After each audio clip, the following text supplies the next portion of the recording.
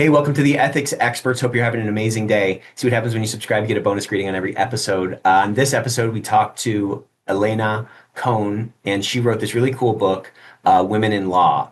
And she has a really cool background coming out of the Soviet Union, which collapsed. And she talks about how coming from this lawless society where there wasn't accountability really gave her a yearning for something better. So I hope you enjoy her story. I hope it resonates with you, and I hope it gives you some encouragement to make your world and make what your definition for success is your own. You got one life to live. Make it as good as you can. Enjoy. Welcome to the Ethics Experts, where we're elevating ethics and compliance and HR to the strategic level it's supposed to be. All right, welcome to the Ethics Experts. How's it going? Hi, Nick. It's so great to be invited to your podcast. It's going well. How are you? Very good. So I want to dive in because I think you have a really interesting story. You grew up around the collapse of the Soviet Union, and your journey now has brought you to being a real leader in the legal and compliance space. You wrote this amazing book, which we'll get to in a second, but let's talk about what your childhood was like and what it was like growing up during that collapse. Sure. Well, I was born in the Soviet Union, and I was only 10 years old when the Soviet Union collapsed. And so I vividly remember the chaos that ensued following the collapse of the Soviet Union. Specifically, there were shortages of food. Oftentimes, people didn't know whether or not they were going to have anything at all for lunch. And my parents had both been professionals working for a state plant. They were both engineers. My mom was a chemical engineer and my father was a aeronautical engineer. And so suddenly with the collapse of the Soviet Union, the government funding stopped for those facilities and they were without jobs. So they didn't have an income and they didn't have what to feed their family. And so that was extremely stressful for them. Yeah. I cannot even begin to imagine having a family and small children and not knowing whether or not you'll have food for them. And I have two more siblings, so there were three of us at the time. And so that kind of system dysfunction also led to the collapse of the healthcare as it had existed before. And so my mother's breast cancer, as a result, wasn't timely diagnosed because the local hospital was chaotic and no one knew what they were doing anymore, and there was no funding and the equipment wasn't working and they didn't have the film for the x-ray machine. And so it wasn't timely diagnosed. And as a result of all of that, unfortunately, my mom passed away from cancer. She did talk to the hospital administrators at the time, asking them, why did you not diagnose? Why did you not have the x-ray film? And they were completely indifferent to her suffering. And growing up with that background really made me want to be a part of a law-abiding society where there is a rule of law, where there is justice, not to sound trite, but where people are held accountable for bad things that happen to, patients. And none of that happened in my mother's case, unfortunately. But you asked about my background growing up in the Soviet Union, and here it is. It's probably not a happy one, but it's a formative experience, and it gave me kind of a bigger purpose behind wanting to be an attorney and specifically working in healthcare sector. Man, I mean, that experience during those formative years obviously made a huge impression on you, obviously laid the foundation for who you are today, your sense of justice and your sense of accountability, as you said. What else did you see? A lot of the things that you're talking about only can exist in stories for us who have lived in the United States their whole lives. And it's hard to really wrap our heads around chaos at a medical facility, or not being able to have food, or showing up to work and the doors are locked, or whatever those kind of entailments of that kind of a fallout are. So I appreciate you sharing that. But what else did you see, or what else did you notice about that time that helped contribute to this really strong sense of justice that guides you today? Well, I mean, there was a lot of corruption. I'm sure there was a ton of corruption, and there was a ton of corruption that led to this. You know what I mean? Yes, I'm sure there was. And remember, I was only 10 years old when things like of that nature were happening. So I wasn't necessarily a contributing member of an Right. adult society. Um, but I will tell you, because of the nature of your podcast and what you talk about, I think in terms of compliance and having a culture of compliance, it's really incumbent upon every single person, every single individual to understand that compliance belongs to each and every one of us. Each and every one of us can make it better for our respective organizations, places of work, and that it's not necessarily a team sport, meaning just because several of us saw something and nobody's reporting it, I'm not going to report it either. You know what I mean? Like, I'm going to reach out to my compliance officer and talk to them because it's upon me and we're all following the same mission and we want the same good thing happen for our organization. That type of mentality didn't exist in the Soviet Union where I was growing up because really it was a culture of everyone being the same, doing the same thing. Everybody had the same wallpaper in their apartments. Everybody had the same couches, the same kitchen cabinets. Honestly, you could go to your next door neighbor and not even realize you were at your next door neighbor's home because supply and demand didn't exist, and everybody just had the same exact thing. There's actually a cultural moment there. There's a movie that is like It's a Wonderful Life here in the US. The movie that is watched in Eastern Europe was called The Irony of Fortune. And it's about this man who goes to a sauna with his friends on New Year's Eve. And unfortunately, they have a couple of drinks and end up not knowing which of the friends is supposed to take a flight from Moscow to St. Petersburg that evening. And so they mistakenly send this man on that flight to St. Petersburg. And so he tells a Uber driver his address, he takes him there. The same street name exists, the same house number exists, the same apartment number, everything. And even his key works in the lock. So he goes in, the wallpaper is the same, the couch is the same, everything is the same. So he falls asleep in someone else's apartment in a totally different city without even realizing what had happened. It's wild. But, I think you're right. That kind of leads to the apathy and the indifference that you described at the hospital that your mother faced with. It has to, right? It's like if we don't feel like we're participants in something, if we feel like we don't have any agency in the world we're living in or the country we're living in or the company we're living in, how can you not just be apathetic? It's just like a natural human response to something like that. So insightful of you. And I think that's probably very much accurate. And also, if there is no sense of justice or Exactly. accountability, if there is no separation of powers, if the courts are not exercising independent judicial discretion, then you can't really hold people accountable. And the hospital administrators did tell my mom, they said, "Go ahead and sue us," realizing full well Nice. that nothing would come of it. Yeah, that's crazy. All right, so the collapse happened. You found yourself in the United States. At what age were you here, and what was that journey over here like? I bet there's a whole book you could write about that.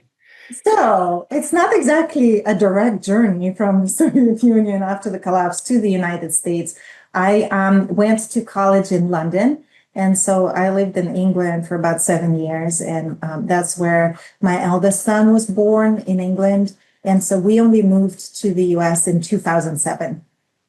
So when you arrived in England, you arrived there for college, yeah? Yes. Yes. And so what struck you as like what was your impression of that? Of living there, and to what extent did that society or that culture exhibit some of the things you yearned for or longed for during those formative years during the collapse? Fantastic question. I will tell you that I feel like I have benefited from three different schools of thought in terms of education. I went to school in the Soviet Union and later it became Russia. And then I went to college in England and I went to law school in the United States. And so when I was going to school in Russia, nobody cared about my individual opinions on the subject. They just wanted to make sure that I read all of the books that existed on the topic and that I could regurgitate what other much smarter people than me said about this. Then when I went to college in England. Sorry, can I pause you there? Any positives from that approach? I mean, Russia generates a lot of really smart people. So is there anything in that approach that is good? Or was the whole thing very stifling and very, I don't know, I mean, clearly impersonal, but like any benefit from it or no? You can say no. I think it's a philosophical question, and it really, there's no yes or no answer to it because it depends on which area you're looking at.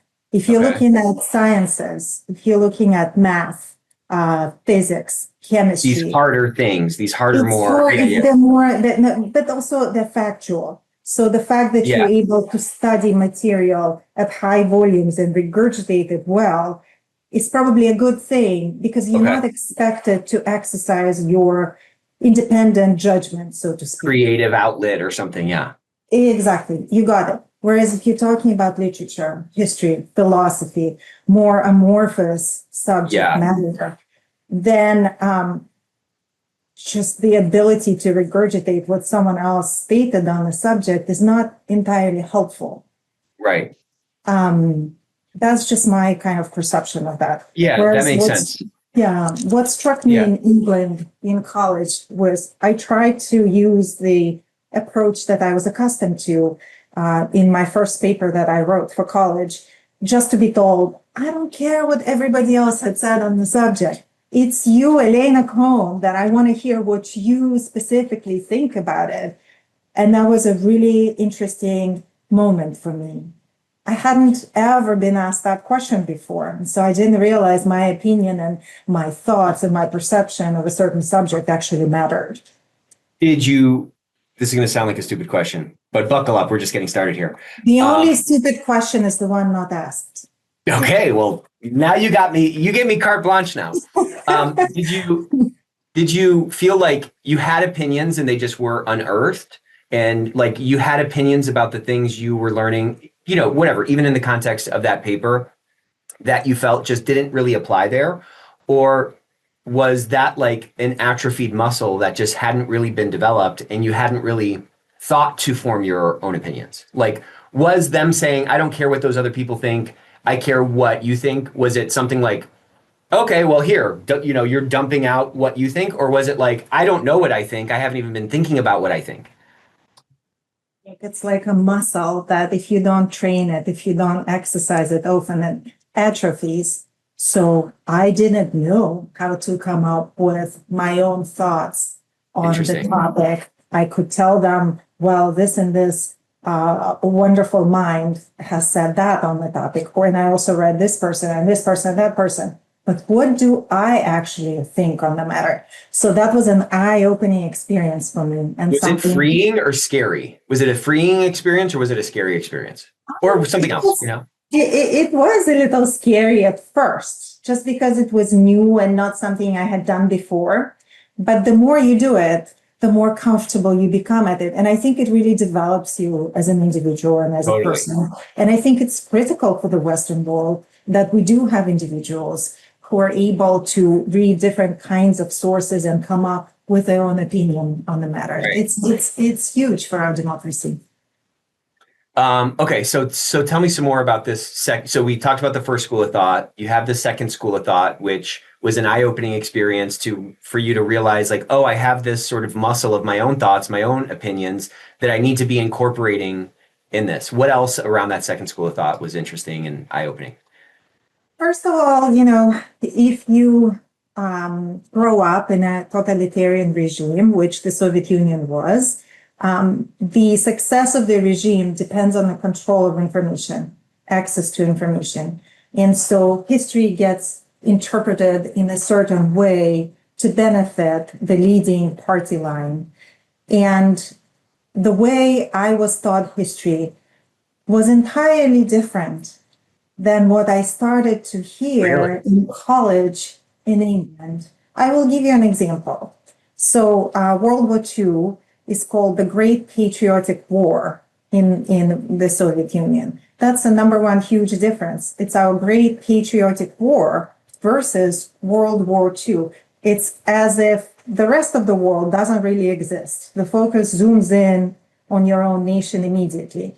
And then history is interpreted in a way that glosses over some of the moments that led to Germany's invading the Soviet Union, specifically the Ribbentrop-Molotov Pact, where the Soviet Union and Hitler actually agreed in 1939 to divide Europe. That fact is never mentioned, was never mentioned to me. And so So what was that like? I mean, what was that like? Were you just like questioning everything then? yes, it does things to your mind where you start questioning everything that you basically took for granted growing up. Totally. All of it is gone. And so you have a void and you just, well, at least the effect it had on me is it had me start reading history all over again, different sources, different countries, different authors.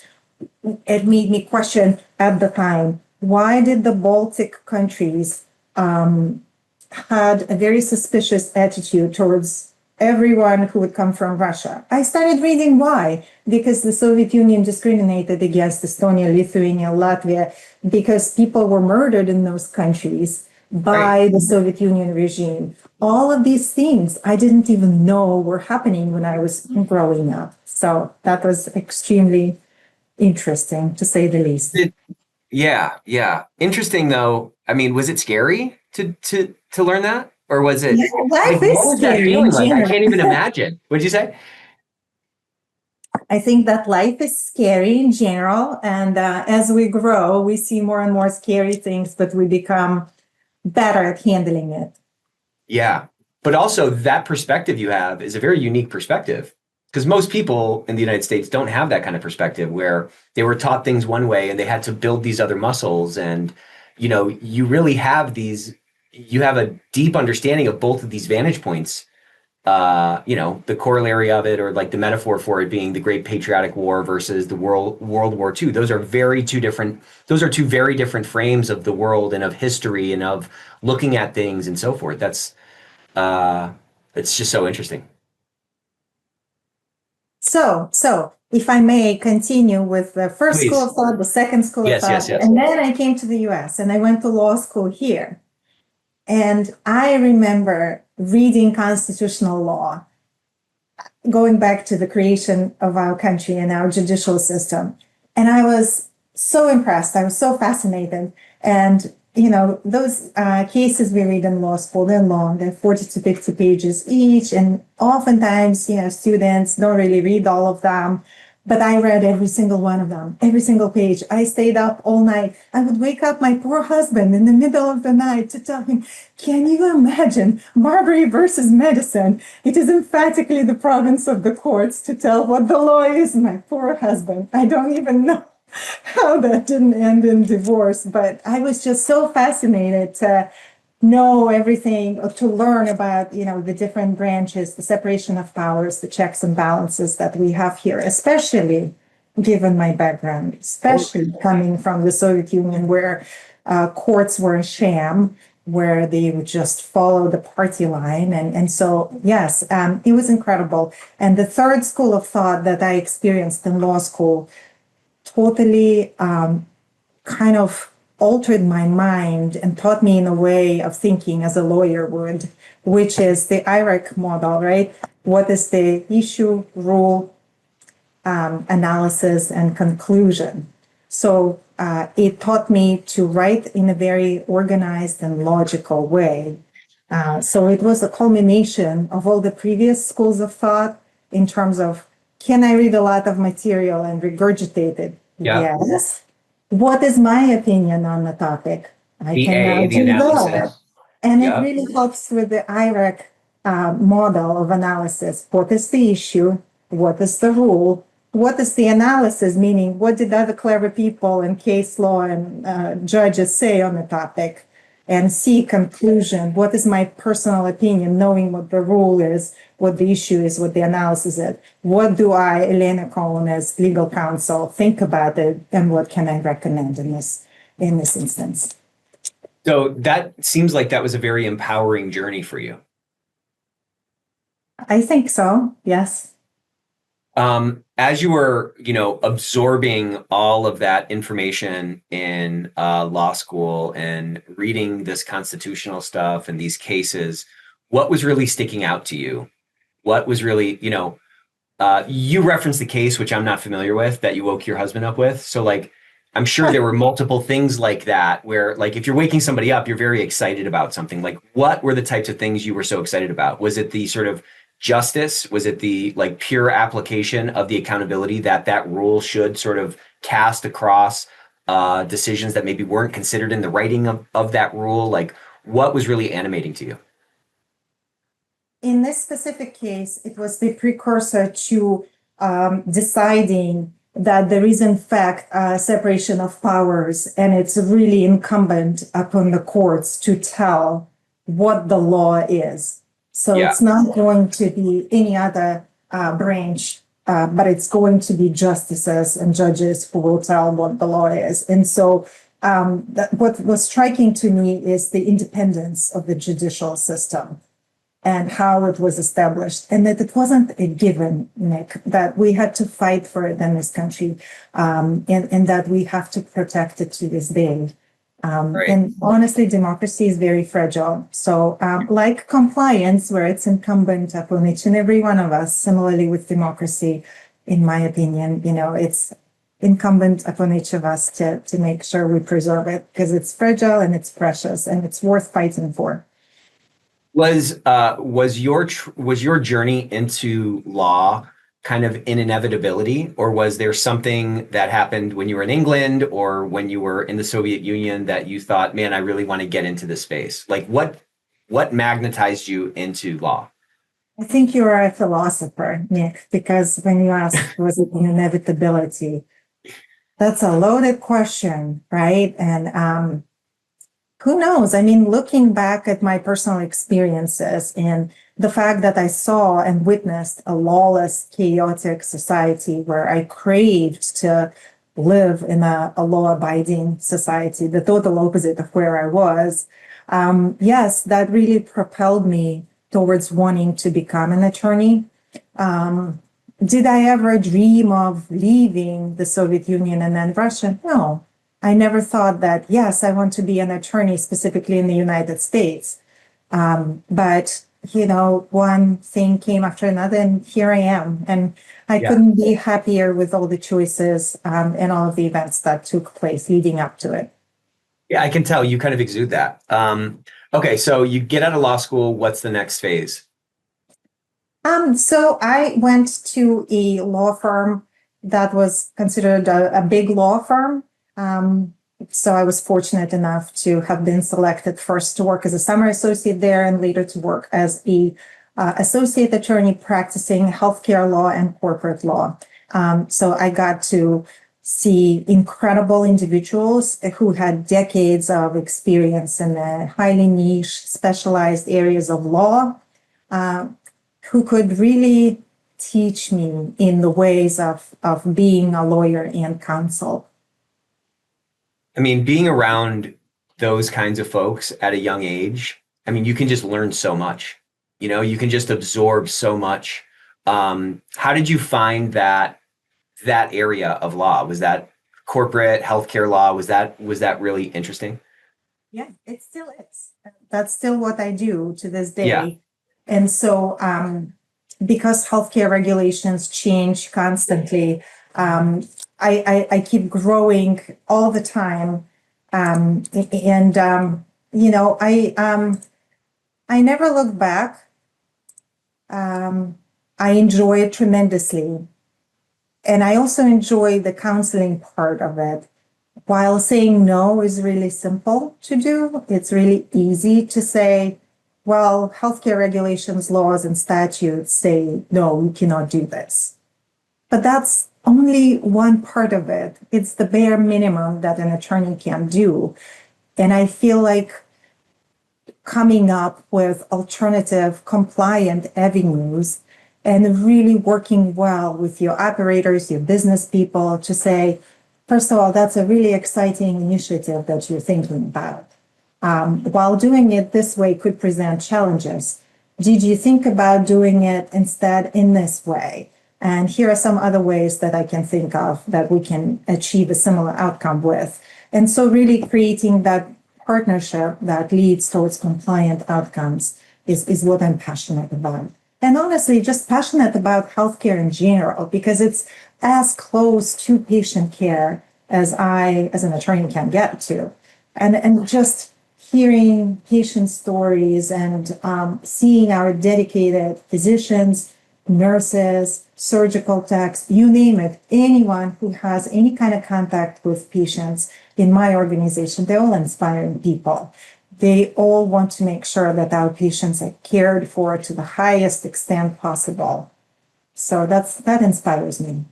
Well, you inspire me because, it's interesting. People who get inspired are just so inspiring. That's like a pattern I've seen.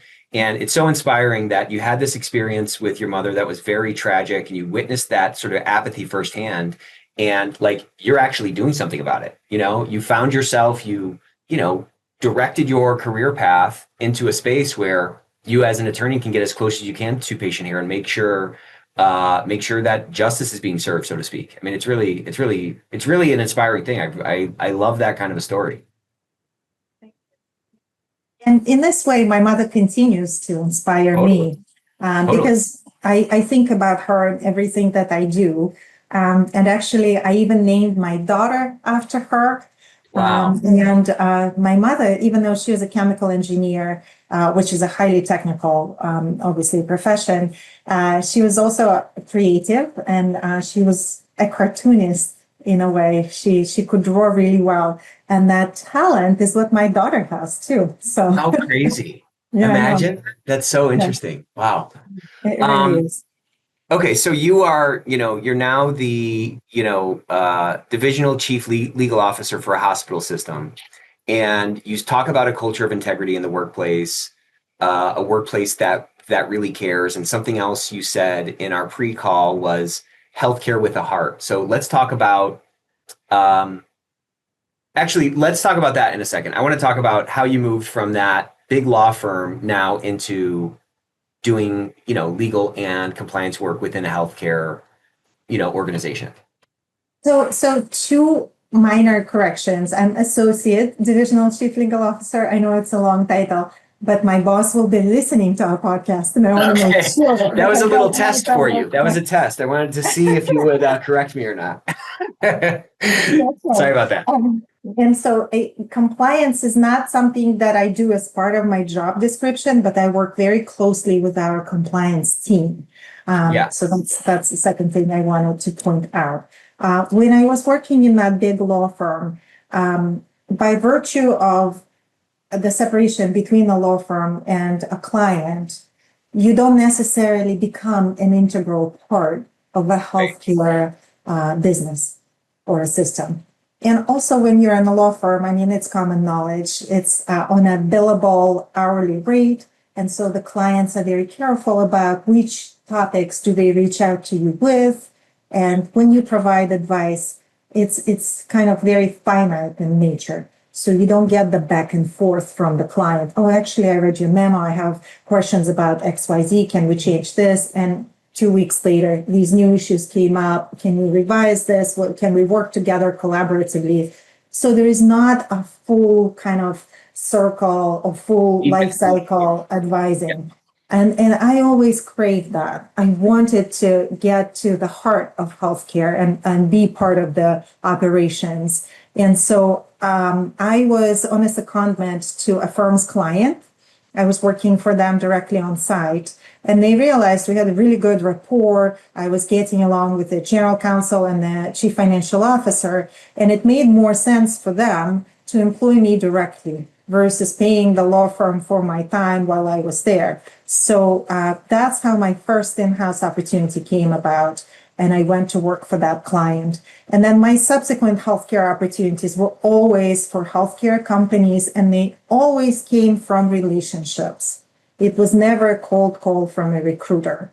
Instead, it was always an operator or a business person that I worked with who went to a different organization and they were looking for legal counsel or establishing a legal function, and they would always reach back out to me.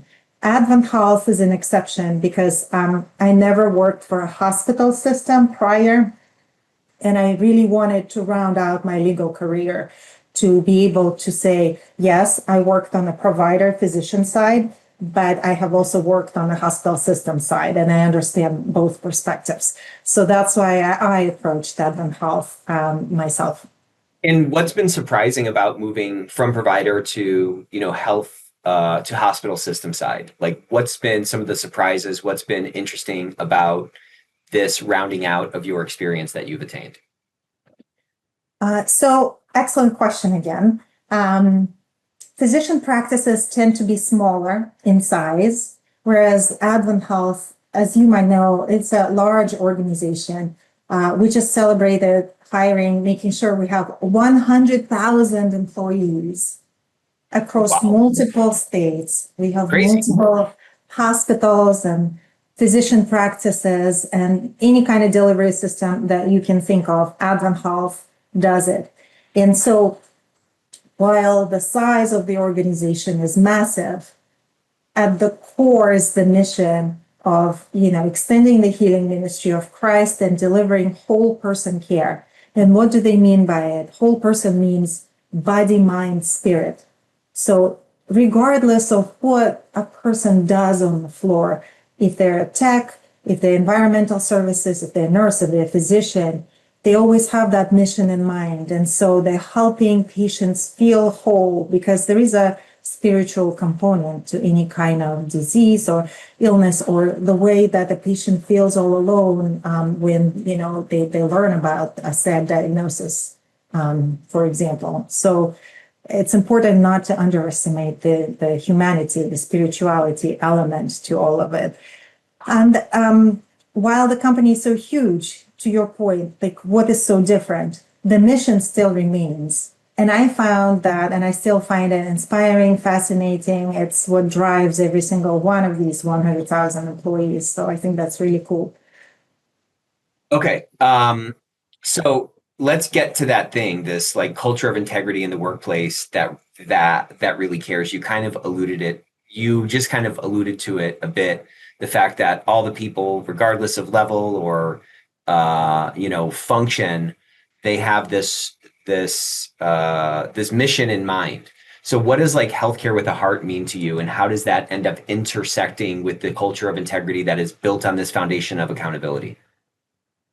From what I can see, not speaking as an official representative on AdventHealth branding, culture, or anything like that, from my personal experience working for the organization, our leaders are really not afraid of showing vulnerabilities. They're not afraid of sharing personal stories of hardship that they overcame. And I think what it does, it's powerful. It shows everyone that we're all human and we're approachable. And I think for purposes of compliance and integrity, that's key, because you want to have leaders who are approachable, who you can reach out to, regardless of your position within the organization, to say, I'm seeing this issue happening. I don't think that's right. Can you help me look into it? So that's healthcare in a company with a heart. You're unafraid of showing up fully with your humanity. And that's what I see. And then I actually spoke to our really inspiring compliance leader. She's called Rebecca Rule. Right before this call, to do my homework, I told her, Rebecca, Nick is going to ask me this question most likely. So if he asks me, what do you think is the strength of our compliance program within AdventHealth? And she said, and I took some notes. So she said, we speak in more common language so that people know who to go to. That's important. And of course, understanding that it's everyone's responsibility. Compliance is everyone's responsibility. And it's 100,000 employees in multiple states. So it's really, really hard in a way to make sure that that message is understood by every single person. And so what they do, Rebecca and her team, is they travel to all of the facilities. There's a compliance week every year in the fall, and they travel to at least 80% of the facilities to be boots on the ground there to show the face of compliance. And I think that's inspiring that they do that. It's a huge effort. Well, yeah, and there's a certain authenticity that comes along with that. Just the desire to do that, like just doing that is sort of proof of an authentic drive to build this genuine connection and carry forward the vulnerability that you kind of alluded to at the executive level or at the leadership level to the, boots on the ground, so to speak. I think that's such a gap in a lot of compliance programs and a lot of legal functions where there's not the level of approachability that participants of those departments would like, which obviously makes it harder for them to do their job. I mean, if you're brought into an issue after, it's already a fire versus you coming in earlier, you can't, you have to react instead of respond or something like that. So I think that is really inspiring. But how much of that battle, quote unquote, is determined by just the quote unquote tone from the top, the leadership vulnerability, as opposed to, just in your estimation, as opposed to like the individual interactions that people have? Like, what do you think the approachability hinges on? Is it the sort of meta, macro kind of culture, or is it the individual quote unquote culture that is established on like individual interactions? And I think it's all important. I don't think one is more important than the other, because if you have vulnerable, approachable leaders at the top, but the boots on the ground leader is not approachable, well, that's not going to work. So it's a concerted effort that each organization probably needs to think about taking to make sure that the kind of leaders that they promote, boots on the ground leaders, your immediate or middle management, that they receive the kind of training and tools and opportunities to learn how to be approachable, how to be that way so that people can reach out to them and know to reach out to them. So, I mean, you get that was another quiz and you passed it. That is the right answer. Both. Thank you. Can I get my certificate? It's coming. It's coming. You're going to get a gold star as well. But how do you encourage people on your team to reinforce that message? Are there strategies that you help to try to model explicitly, or are there things that you want to talk about with folks to make sure, and I'm saying this in the context of, to your point, the sort of macro vulnerability, the macro psychological safety as conveyed from the top of the mountain can be disrupted, I think, disproportionately on the one-to-one interaction. So is it do you solve for that just in terms of who you guys hire, and you're looking for people that kind of quote unquote get it? And or are there additional kind of like guidance that you provide to maintain that sort of culture of approachability once somebody has made it through the interview process? You know what I'm kind of asking here? I mean, I'm positive it's another test, and I'm not positive. These are all tests. These are all quizzes. I'm not positive I'm going to pass it, but I'm going to try. So my boss, who's the chief legal officer for the entire organization, is extremely thoughtful about his hiring process. And each attorney is handpicked by him and goes through multiple interviews by different leaders within the organization, within the legal department. And so I'm confident that the qualities that you, Nick, so eloquently described are on his list when he vets those potential candidates who apply for positions within AdventHealth. I have observed a very similar, careful approach to hiring within other departments within the organization, including compliance, right? And so I think it's a known fact, perhaps in the industry, that AdventHealth takes a long time to make an offer because they go through so many interviews, but I think it's critical to make sure that you hire for character, skills, and character and integrity. You can develop skills later, but Yeah. character and integrity is not something that you can teach. You either have it or you don't. And so that's part of it. And then you said, what do you personally do kind of to promote this approachability?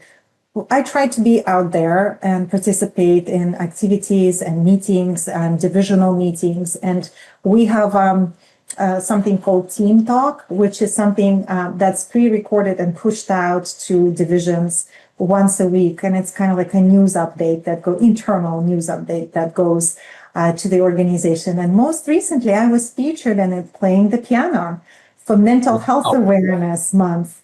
And so I invited our film crew to my home, and I had them meet my daughter, and my daughter and I performed a piano duet. So as approachable as it gets, Nick. Yeah, that's pretty approachable. You let him into the house. Wow.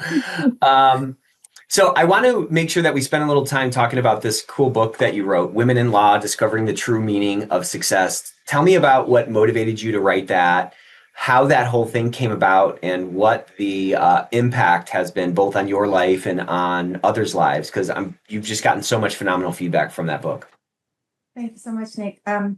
This book, and I'm showing it for those watching on video. I forgot to bring my copy in, but yes, I'm so glad you have one. Yeah. I appreciate it very much. The book is called Women in Law, Discovering the True Meaning of Success. And it's an anthology. It was written by 23 women lawyers. I'm one of them. And it was published in early 2022. And what led to it was an article that was published in ABA Journal in June of 2021, where I actually wrote down the quote because it still strikes me as not true. So the quote is, "There's nothing that can derail a career faster than motherhood, and it makes already busy women lose focus." And the whole article was written in Just kidding. Yeah. The article basically, to summarize it, it stated you have to choose. Either you're a mother or you're a lawyer, and you can't be both. And while there are challenges with, being both a mother and a lawyer, if we're being transparent and honest, becoming a mother has made me a better lawyer because it has taught me compassion and empathy. And it made me a better counselor because it makes me relate to a problem in an entirely different way. And so to say that you can either be a mom or a lawyer is missing the point completely. And these 23 women lawyers in the book Women in Law share very openly their professional career stories and trajectories, and just talking about advice that they would give to somebody who's in college thinking about going to law school, somebody who is in law school, or even in the beginning of their professional legal career. And I was told any kind of career, really. It doesn't have to be legal career. There are some nuggets of wisdom that are applicable to all. And that's what the book is about. All of the proceeds benefit Miss JD, which is a not-for-profit organization that's designed to foster and promote women in law. And it really helps female law students and funds scholarships for undeserved kind of students. So it's a good thing that the book was written. And to your other question, what has been the impact? I have people reach out to me on LinkedIn about the book, about my chapter all the time. And it's across the globe, which is amazing. So I have people reach out to me from India, from Singapore, from Australia, of course, from the US too, because this universal experience of being a mom and a lawyer, it really resonates with people. And so it's just created unique opportunities for connection. And I'm really grateful for that. What message from your chapter or from the book in general do you hope resonates most with people? Because I think a lot of people got a lot of hope. Like this whole book was kind of an answer to that position that was in the article. So what is the message that you think you want people to resonate with? Um, So the book is called Women in Law Discovering the True Meaning of Success. And so I think what's important to realize is that there is a societal definition of success when you're thinking of being a lawyer, and that is go to the best law school, get top grades, get a job within the biggest law firm out there, bill many hours, and earn a good salary. That's success. That's kind of like a societal, traditional definition of success. But you have to look introspectively and ask yourself, does this work for me? Is this how I define my personal success? Because in the end of the day, sometimes it doesn't necessarily matter what other people think success means. It matters what you yourself and your values are telling you to do. For example, while big law attorneys are inspiring because they're such unique specialists in their niche fields, it comes with a lot of sacrifice on a personal level because a lot of them work weekends and miss out on important family milestones. So you got to ask yourself, am I that kind of person who can put everything else aside and laser focus on my professional career for decades? And some people are. And if they are, it's fantastic. You just need to have the level of self-awareness to ask the right questions of yourself. In yeah. the comfort of your own home, in the silence of your own room, when there's no noise, when it's just you and you, to ask those kinds of questions and really determine what works for me, what's important for me, what is it that I need to do in my life to be grounded, to be a whole person. And so I think that's the message I was hoping and came across from the chapter. You know, there's something kind of interesting to that story that you told from that movie, The Irony of Success, where there was sort of a picture of what an apartment was supposed to look like. And over here, everyone's apartment looks different. Everyone's wallpaper looks different. But this other thing that we live in or we try to fill out, which is these criteria for success, if you don't take the time, like you're talking about, to determine it for yourself, then you're kind of living in the same apartment as everybody else. You know, same wallpaper, same couches, and it's almost the illusion of success in a way. You know, you talked about this movie, The Irony of Success, where the guy finds himself in an apartment that looks just like his. With no unique characteristics or none of his individuality in it. If we're not careful, we can find ourselves in someone else's apartment or someone else's definition for success. And that's why I think people like go nuts. And that's why people can make that kind of a statement. You got to pick one or the other. Like, why do you have to pick one or the other, you know? And it requires each of us to really take the time to look introspectively and decide for ourselves what works for us and what doesn't. Nobody else is going to do the homework for us. Exactly. But it's interesting, right? Like, you kind of set on this career path and like, it seems very sort of etched in stone of what it's supposed to be. And it's not necessarily supposed to be that.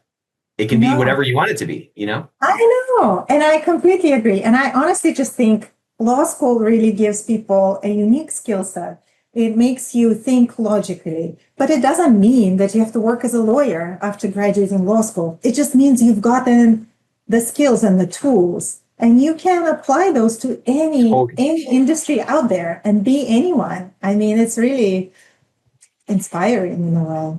It is inspiring and it's really freeing. And it's especially freeing, or this is at least from my own experience, it's especially freeing when you realize that like you can just be yourself. You don't have to be this fake version of yourself, or you don't have to be this fake, this artificial thing that you think you need to be in order to fit in, because all the people that like you and like connect with you in real life, they like the real you. And so the sooner we can bring that real person to the four walls of our business or to the interactions with, in the professional setting, I think you end up 10xing your effectiveness. You end up 10xing the relationships you build. You build so much, you build deeper relationships because people kind of feel like they know you and you feel like you know them. There's just so many positive externalities that come from kind of letting go of that armor.